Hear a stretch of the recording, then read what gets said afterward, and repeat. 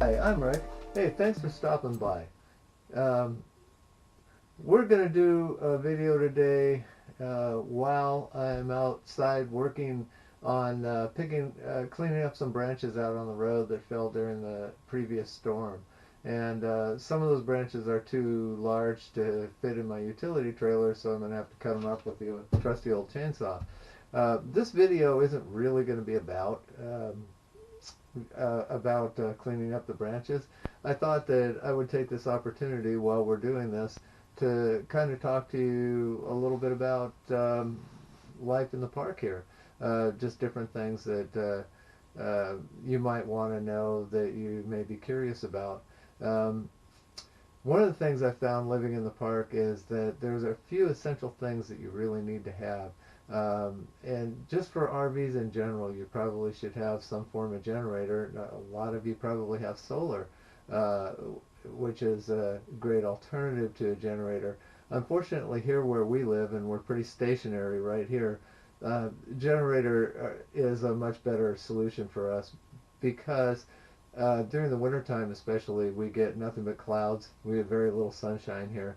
Uh, Solar panels wouldn't do us a lot of good. And then during the summertime, we have so many leaves on the trees that they block out the sun. So uh, the amount of production we could get out of solar panels is very minimal.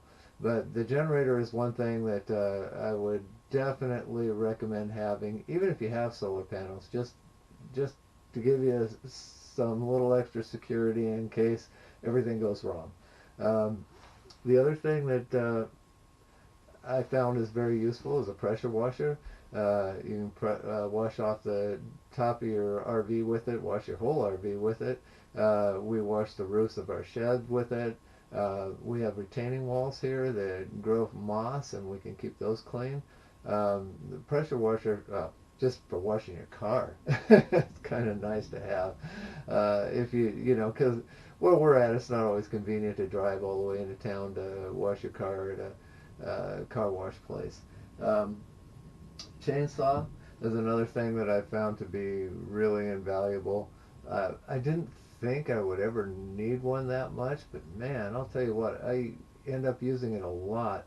Just some of the trees that fall, and we've had a few trees taken out by the professionals, and when they're done, I can cut those up into sizes and use them for firewood as well. But yeah, those are just a few of the things, but I would consider those to be essential if you're going to live in the forest. Now, I haven't had the chainsaw uh, out in several months. I've kind of had it winterized because I didn't want the gas to go bad in it. So first thing I'm going to do is I'm going to probably throw a little bar oil in there. Always a nice thing to have. And we'll get that up.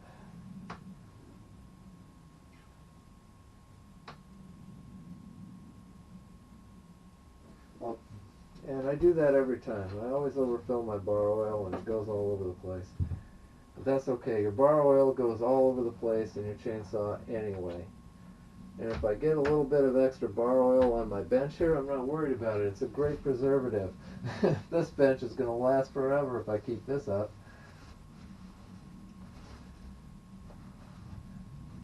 Ah, what a mess. Okay, so bear with me while I clean that up. Now, I'm going to load all these sticks and stuff and branches that we cut up into a trailer. And our park has got a burn pit. And in that and so I'll just take it up to the burn pit and they'll dispose of it. Um, they have it's a kind of a nice little area up there. They have a garden club that operates out of that same area, and you can take your yard waste and compostable stuff, not like kitchen waste and whatnot, but good compostable materials from the forest, and they will A lot of times the garden club, I think, will make use of those, if I'm not mistaken.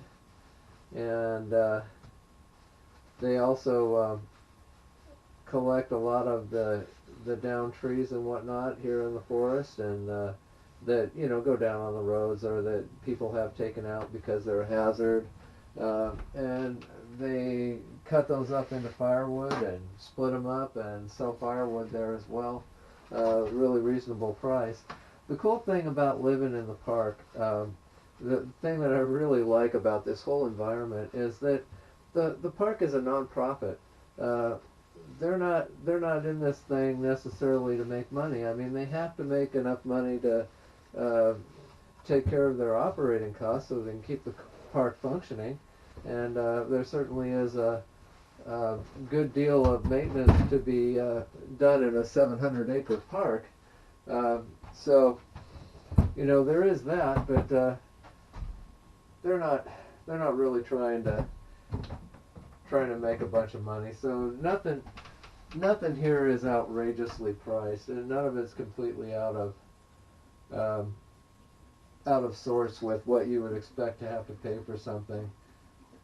In fact, I love our little store up here. They have a deli there, and they sell hot dogs, and they make this soup up there that is fantastic. So it's like, and it's cheap. It's if you were buying it anywhere else in town, like go to Pomeroy's or someplace like that, and try and buy a bowl of soup for as cheap as they sell it up here. No, not gonna happen. Okay, so we got the chainsaw gassed up. We got some bar oil in it. We should be roughly ready to give this thing a pull and see if it starts. Well, okay. We got the chainsaw outside now, and I gotta tell you, to be perfectly honest with you, chainsaws really sort of scare the hell out of me. So you want to make sure that you've got some good PPE. I love to wear leather gloves whenever I'm running the chainsaw. I don't know how much that would protect my hands if worst came to worst. But my dad was he spent a little bit of time working with a short logger up in Montana. It was a two-man operation, just him and the owner, and he's spent a lot of time running chainsaws, and he's had some close calls and some pretty serious injuries as a result of that. Logging in general is dangerous, and chainsaws can be really dangerous because they're pretty fast and pretty powerful, and all you really got to do is just touch that blade touch that chain while it's running, and it'll cut through flesh like butter. And I guess cut wouldn't really be an accurate term because it's more like rips and tears.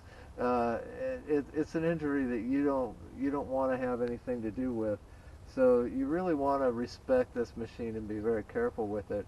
I myself, a couple of years ago I was up visiting my parents, and there was a big branch overhead that needed to be cut down, and my dad handed me the chainsaw, and I was like, no, you go ahead. That's a little bit over my head, literally. And he'd grab the chainsaw and just cut it right down. He's completely confident with these things. But just be very careful. I mean, know what you're getting yourself into.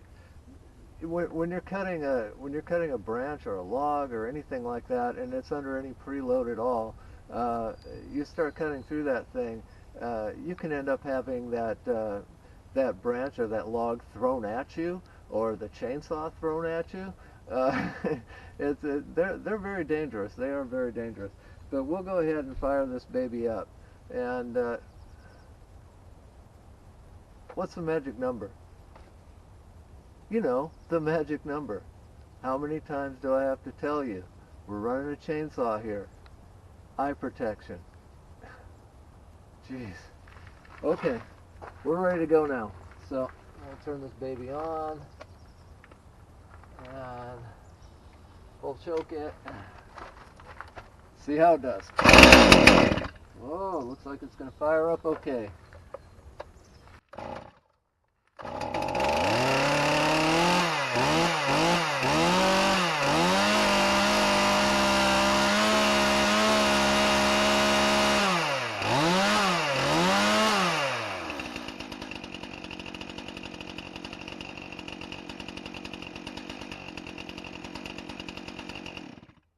All right, well, let's get the trailer hooked up and go cut us some branches.